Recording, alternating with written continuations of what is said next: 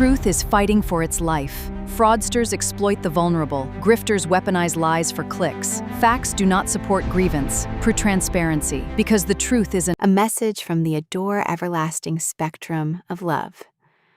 We are living in an era where the truth is fighting for its life. In the Adore Everlasting spectrum of love, we stand for accountability, transparency, and the fierce protection of the vulnerable. But when we look at the landscape of our media and politics today, we see a culture that has decided facts are no longer enough. Why must lies be spread? Because the truth requires accountability, while lies offer a convenient path to power, outrage, and control. The hypocrisy of the fraudsters. We see this moral decay in those who commit heinous acts while hiding behind the guise of charity. Look at Amy Bach and the Feeding Our Future scandal. These individuals stole $250 million meant to feed hungry, vulnerable children during a global crisis, choosing instead to line their own pockets with luxury cars and overseas real estate. It is a profound sickness of the soul to exploit the suffering of children for personal gain. Be the outrage merchants. But the deception does not stop with the criminals. It extends to those who weaponize the news for clicks. We see grifters and YouTubers mixing real, devastating fraud, like the Pit Stop 66 Medicaid theft, with unverified, sensationalized claims. They point cameras at empty buildings and scream about $16 million in unproven theft just to manufacture outrage. They do not care about the slow, necessary work of justice. They care about virality. They dilute the truth of real investigations by flooding the zone with half-truths.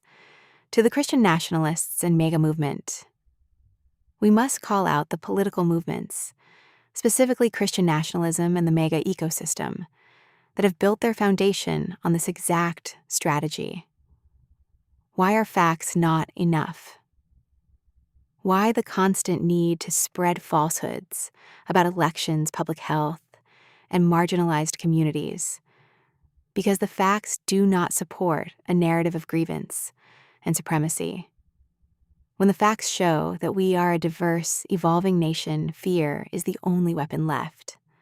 Lies are spread to create an alternate reality where anger is justified and compassion is viewed as weakness.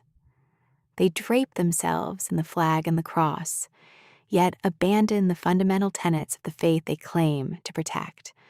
The scriptural truth. For those who claim to follow Scripture while spreading deceit, the texts are unequivocally clear regarding the weight of a lie. The Holy Bible, Proverbs 12:22 warns, "Lying lips are an abomination to the Lord, but those who act faithfully are his delight." Furthermore, Isaiah 5:20 condemns the very inversion of truth we see today. Woe to those who call evil good and good evil, who put darkness for light and light for darkness. The Book of Mormon. The text is equally uncompromising on the spiritual cost of deception. 2 Nephi 9:34 states plainly, "Woe unto the liar, for he shall be thrust down to hell. You cannot build a righteous nation or a moral movement on a foundation of falsehoods." The demand for true transparency. We do not need fabricated outrage. We need actual transparency. That is why the release of the 3.5 million pages in the DOJ's Epstein library is how real justice must operate. We must demand that the darkness is brought into the light through facts, documentation, and the relentless pursuit of verifiable truth, no matter who is implicated. In the Adore Everlasting spectrum of love, we fight for a world where the truth is enough. We reject the fearmongers. We condemn the fraudsters who steal from the mouths of babes, and we stand against any movement that requires a lie to survive. God's heart has always been justice. Micah 6 verse 8 and Isaiah 1 verse 17 remind us that God's law was never meant to be a weapon. It was meant to protect the vulnerable, defend the oppressed, and call us into mercy, justice, and humility. From the very beginning, God's intention was compassion. Any teaching that uses the Old Testament to justify hate ignores the prophet's core message: love protects, it never harms.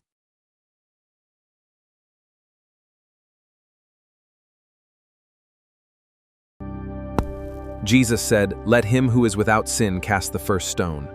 He defended the judged. He lifted the marginalized. He commanded compassion.